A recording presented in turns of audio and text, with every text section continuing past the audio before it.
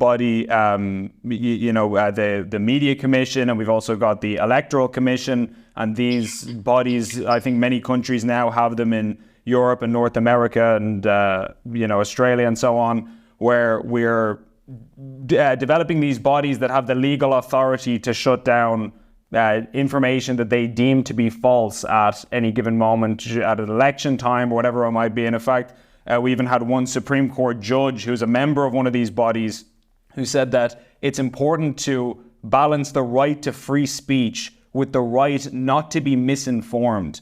Now, I'm not aware of any such right in the Irish Constitution, but who am I to contradict a Supreme Court judge? Do you believe that there is a right to not be misinformed, as that judge told us? Well, that may sound nice on the surface, but who is deciding what is misinformation and disinformation?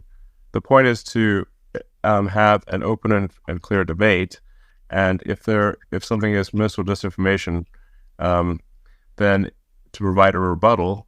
That's the best way, is open debate. And obviously, we've got community notes on the X platform, which I think is very powerful for addressing inaccuracies or adding context.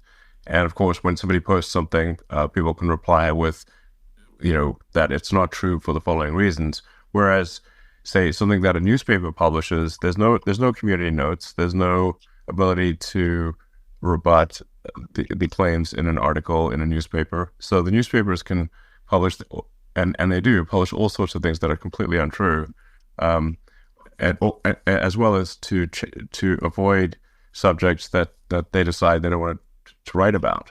The biggest lie in the media is the choice of narrative, because they can simply ignore anything they don't like, and they can overly focus on things that they do want to talk about.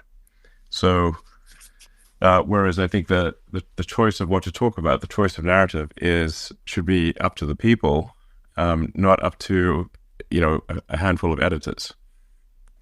How do you respond to critics who say that X has helped to spread misinformation about controversial situations, like, for example, the current war in Israel and Palestine, or the Ukraine situation?